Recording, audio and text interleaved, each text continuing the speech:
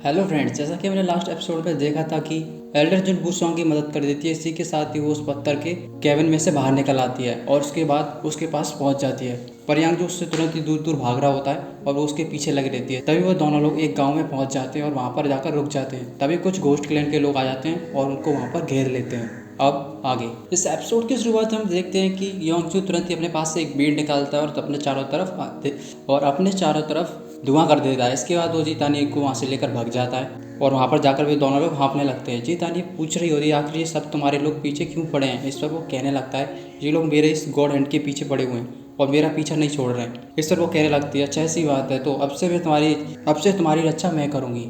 इसी के साथ ही वे लोग ऑरेंज सिटी की तरफ निकल जाते हैं। ऑरेंज सिटी में पहुंच जाने के बाद जीतानी सोच रही होती है इस सिटी को कम से कम हजारों साल हो चुके हैं, पता नहीं अब कैसी है, पर यहाँ की चीज़ें अभी तक कुछ ज़्यादा नहीं बदली। इसी के साथ ही वे लोग उसके बाजार में घूमने लगते हैं। यांग जो भी उसके पीछे पीछे चल रहा होता है। तभी एक स्टॉल पर बहुत ज़्यादा भीड़ लगी होती है। वो कुछ गॉडेस के स्टैचूज को बेच रहा होता है और कुछ और सामान होता है। तभी यांग जो उसके पास से गॉडेस का नाम सुन लेता है और वो जीतानी का हाथ पकड़ते हुए तुरंत ही उस स्टॉल पर पहुंच जाता है और सभी को हटा देता है। हटो हटो हटो हटो। इसी के साथ वो उस गॉडेस के स्टैचू को हटा देता है और सोचने लगता है मैं पता नहीं इससे अब कब मिल पाऊंगा। इधर जीतानी सोच रही होती है अभी भी पता नहीं इस टावर का क्या हुआ होगा, अभी तक ये चलता होगा या नहीं। इसके बाद जीतानी उसको लेकर उस टावर की तरफ बढ़ने लगती है। उस टावर के पास पहुंचने के बाद कहने लगती है यहाँ पर गेट हुआ करता था, अब तो यहाँ पर गेट भी नहीं है। चलो छोड़ो जो भी हो, पर इस मोर्टल वर्ल्ड में कम से कम मैकेनिज्म तो काम करता है। इसी के साथ ही वो एक स्पेल लगाती है और उसी सामने वाले टावर पे जाकर एक फॉर्मेशन बन जाता है। ये देखते हुए यांग जो सोच रहा होता है ये कुछ फेरी जैसा तो लग नहीं रहा। इस पर वो उसकी तरफ घूमते हुए कहने लगती है शांति से खड़े रहो, कुछ मत करो। इसकी बात सुनते हुए एकदम शांत हो जाता है। तभी उसमें से एक रे निकलती है और जमीन पर एक बॉक्स खुल जाता है। उसको देखने के बाद वो कह रही होती है लगता है तो इसकी रेजर भी गायब हो चुकी है, ये टावर पूरी तरह से खराब हो चुका है। इसी के साथ ही वो अपने पास से वो छोटे लड़के को निकाल देती है और कहने लगती है जाके देखो कि ये लेजर कहाँ पर है और उसके बारे में पता करो। इसी के साथ ही वो वहाँ से चला जाता है। उसके चले जाने के बाद तभी उन्हें घोस्ट क्लैन के कुछ लोग दिख जाते हैं जो लोगों से पूछताछ कर रहे होते हैं। इसके बाद दोनों लोग उनको देखने के बाद तुरंत ही वहाँ से भागने लगते हैं। वो आगे की तरफ भागते हुए जाते हैं और एक जगह पर जाकर छुप जाते हैं। वो आदमी तुरंत ही उनका पीछा कर रहा होता है और उनके पास अचानक कदमों से आ रहा होता है और तुरंत ही उस बॉक्स के ऊपर हमला करता है। पर वो लोग वहाँ से निकल चुके होते हैं, पर वो उनको देख लेता है और उनके पीछे जाने लगता है। वे लोग उनसे भागते हुए इधर उधर जा रहे होते हैं। तभी सामने से कुछ और लोग भी आ जाते हैं। ये देखते हुए वो साइड में जाकर छुप जाते हैं। वे लोग अपने साथ हथियार लेते हुए सीधे उनकी तरफ आ ही रहे होते हैं और उनकी परछाई उन लोगों को देख जाती है। इसी के साथ जीतानी तुरंत ही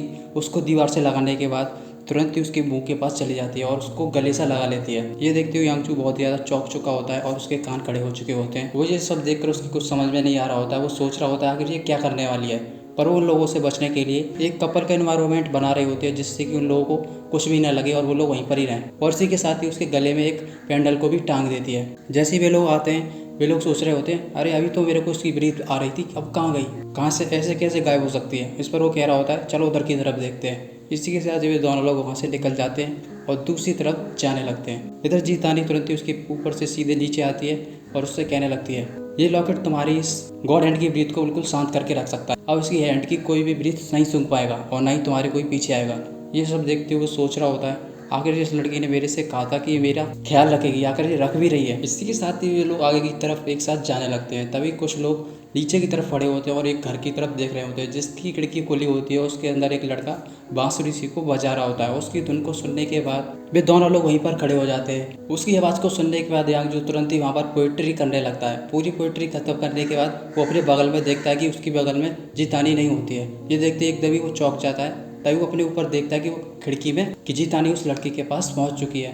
उसके पास पहुंच जाने के बाद वो उसके पास जाने की कोशिश करता है, पर वहाँ पर कुछ ज़्यादा भीड़ होती है, लोग उसको आगे नहीं जाने दे रहे होते हैं। इधर जीतानी उसके पास पहुंच चुकी होती है। वो लड़का तुरंत ही उस बांसुरी को बंद कर देता है और कहने लगता है सिस्टर क्या मैं तुम्हें जानता हूँ। इसी के साथ ही और उसको ग्रीट कर रहा होता है। इधर नीचे से जानवी लगातार चिल्लाए जा रहा होता है जीतानी नीचे आओ, ये मेरा ऑर्डर है। जीतानी उसकी बात सुनने के बाद तुरंत ही उस खिड़की को बंद कर देती है। ये देखते हुए उसको और ज़्यादा गुस्सा आने लगती है और कह रहा होता है जीतानी रुको, तुम्हें अभी बताता हूँ। इसके बाद ऊपर उड़ने की कोशिश करता है। तभी उसके बगल में देखता है कि टांगुआ आ चुका होता है और उसको ऊपर जाने से रोक लेता है। इधर जीतानी उस लड़के के पास पहुँच चुकी होती है और अपनी चुटकी बजाने के बाद वो आसपास की सभी चीज़ों को रोक के रख देती है। ये देखते ही वो लड़का एकदम ही चौंक जाता है और कह रहा होता है सिस्टर आप। इसके बाद वो तुरंत ही अपने पास से एक लैंप को निकाल देती है और कहने लगती है मैंने जब ये टावर बनाया था कई हज़ारों साल पहले, तब मेरे साथ कुछ लोग थे। उन लोगों ने उस टावर को लगता है तब से कुछ ख़राब करके रख दिया और अब तक उसको ऑपरेट नहीं किया। क्या तुम बताना चाहोगे कि इसकी लेज़र कहाँ है? इस पर वो उसे कोई भी जवाब नहीं दे रहा होता है। इस पर वो कहने लगती है, खैर छोड़ो, तुम उन लोगों के डिसेंडेंट हो, उसके नाते मैं तुमको कुछ तुम्हारी मदद कर देती हूँ। इसी के साथ ही वो अपने पास से एक स्पिरिचुअल एनर्जी निकालती है और उसके दिमाग में सीधे डाल देती है। उसके दिमाग में डालने के बाद सीधे ही उस लैंप को वापस ले लेती है और चुटकी बजाने के बाद वापस से पहले ही जैसा हो जाता है और साथ में उस खिड़की को भी खोल देती है और वहाँ से जाने लगती है। तभी पास से वो छोटा लड़का आ जाता है और कहने लगता है, सिस्टर मुझे वो लेज़र मिल गई। इस पर वो कहने लगती है, कहाँ पर है वो? इस पर वो कह रहा होता है, वो अंडरग्राउंड में है। इसी के साथ ही वे लोग वहाँ से जाने लगते हैं। इधर गोस्ट क्लैन के सभी लोग लगातार यांग जू को लगातार ढूंढने लग रहे होते हैं। इधर टांगवा उससे कह रहा होता है, आखिर तुम यहाँ पर क्या करने आए हो? इस पर वो कहने लगता है, मैं यहाँ पर कुछ काम से आया हूँ, मेरी छोड़ो, तुम अपनी बताओ तुम क्या कर रहे हो यहाँ पर?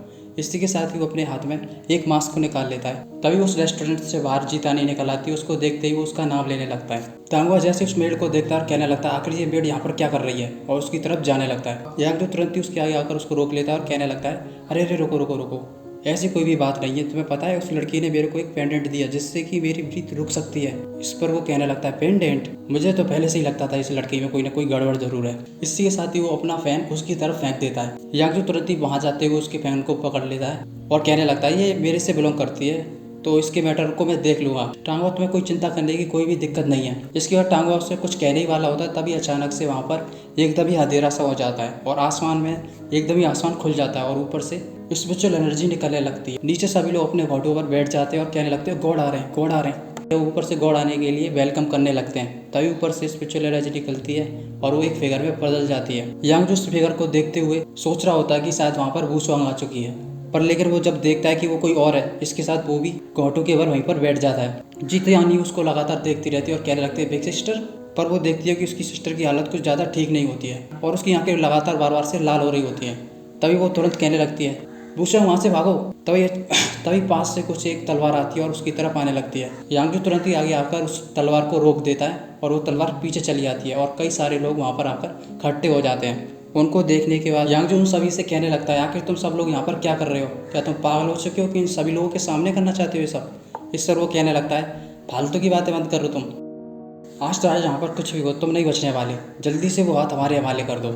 इसी के साथ ही वे सभी लोग तुरंत ही उसके ऊपर हमला करने के लिए जाने लगते हैं। इधर यांग उन सभी को अपनी तरफ हमला करते हुए देखते हुए कहने लगता है तुम भूल चुके हो आखिर मैं कौन हूँ। इसी के साथ ही वो अपने गॉड हैंड को सक्रिय कर देता है और जमीन पर एकदम ही हाथ मारता है, जिससे कि वे सभी लोग पीछे हो जाते हैं और ऊपर झोंपड़ियों पर जाने के बाद वो दोबारा से उन लोगों के ऊपर कुछ तीर छोड़ देते हैं। इसी के साथ ही वो अपने हाथ से एक आइस की बॉल बना लेता है, जिससे कि वो तीर सभी उसी पर रुक जाते हैं। तभी अचानक से हम देखते हैं एक स्टोन तुरंत ही आ रहा होता है और धीरे धीरे करते हुए उसके हाथ के अंदर घुस जाता है। जीतानी उस स्टोन को देखते हुए कहने लगती है, ये तो डिवाइन स्टोन है, आखिर यहाँ पर कैसे आ सकता है ये? इन लोगों को डिवाइन स्टोन कौन देगा? इससे हम कुछ समय पहले देखते हैं जब उस आसमान को पढ़ने के बाद एक गॉड आए होते हैं, तभी गोस्ट कलर के लोग जा रहे होते हैं और वो मुड़ जाते हैं और तुरंत ही जमीन पर बैठने के बाद ग्रीट करने लगते हैं। तभी वो गॉड नीचे आने के बाद अपने हाथ में से एक स्टोन सभी को दे देता है और कह देता है, जाकर उसकी लाइफ ले लो। और जो गॉड ऊपर से निकल के आता है वो और कोई नहीं बल्कि एल्डर जेनी होती है और वो वहाँ से चली आती है। इधर हम देखते हैं कि वे सभी लोग मिलकर उन दोनों के ऊपर लगातार हमला करने लग रहे होते हैं।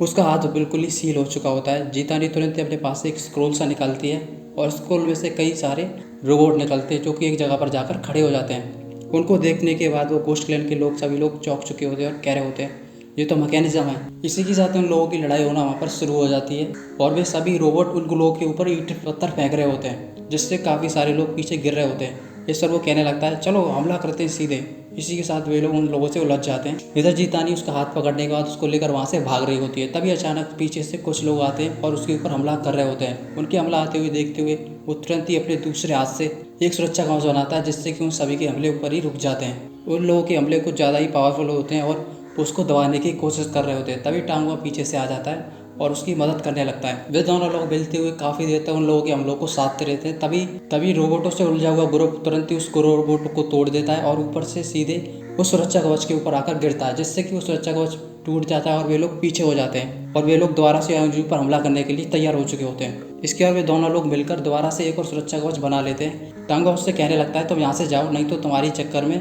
यहाँ पर और बीस्ट आते रहेंगे। इस पर वो कह रहा होता है, ठीक है मैं जाता हूँ यहाँ से। पर मैं इसके बाद फिर वो वहाँ से उठ जाता है और उसको धन्यवाद करने लगता है। तभी जीतानी उसके टूटे हुए रोबोटों को दोबारा से जोड़ देती है और वे उनके ऊपर दोबारा से हमला करना शुरू हो जाते हैं। और वो कह रहा होता है, अरे ठीक है मैं तुम्हारी इस बात को दिल में याद रखूँगा, जाओ निकलो यहाँ से, नहीं तो ये बोस्ट क्लैन के लोग आते रहेंगे मेरे ऊपर। इसी के साथ ही वे दोनों लोग वहाँ से निकल जाते हैं। जैसे वे लोग निकलते हैं वो तुरंत ही अपनी पावर को पूरी तरह से खोल देता है। उसकी पावर खुलते ही वे सभी लोग तुरंत ही पीछे की तरफ हो जाते हैं और वो कह रहा होता है, काफ़ी दूर हो गई, मैं तुमको अब बताता हूँ कि आखिर मैं क्या चीज़ हूँ। इसी के साथ ही उसकी फोक्स क्लैन की सारी पूंछें दिखने लगती हैं, स्पिरिचुअल एनर्जी से बनी होती हैं और तुरंत ही घोस्टमैन आदमी के ऊपर हमला करना शुरू हो जाती हैं।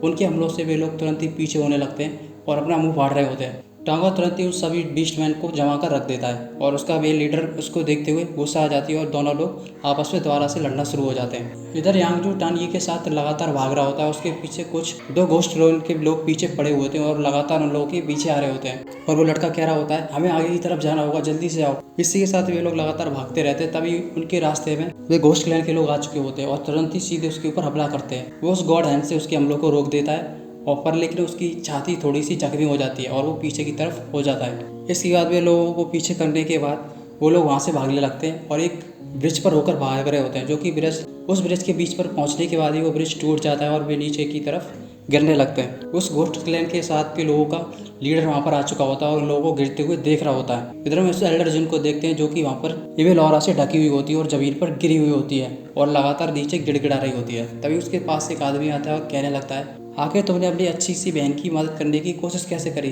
तुमने मेरे सारे प्लान्स को ख़राब करके रख दिया। मुझे ऐसा लगता है तुम्हारी छोटी बहन नहीं बल्कि तुम भी मरना चाहती हो। इसी के साथ ही उसको एक अलग ही लुक दे रहा होता है और उसके गाल पर एक चांटा मार देता है जिससे कि वही जमीन पर गिर जाती है। इस एपिसोड में बस इतना ही, मिलते हैं अगले एपिसोड में।